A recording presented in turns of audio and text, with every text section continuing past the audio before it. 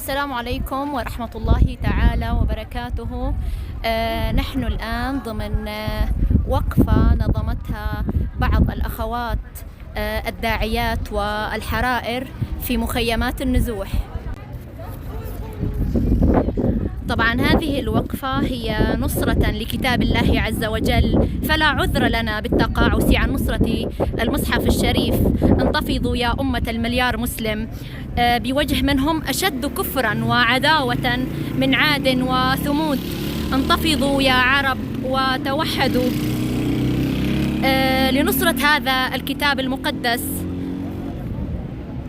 هذا الكتاب المقدس الذي يقومون بإحراقه والإساءة له بحجة حرية التعبير.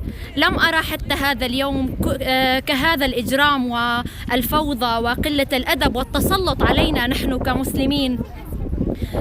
هذا فقط لأننا محكومون بالرقي والتسامح والهداية والمحبة ومحبة الأديان والهداية السماوية.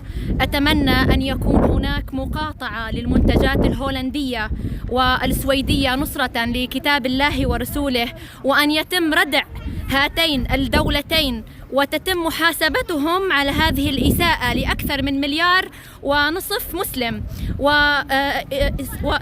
وإصرارهم على حماية هؤلاء المجرمين تحت مسمى الإنسانية وحرية التعبير.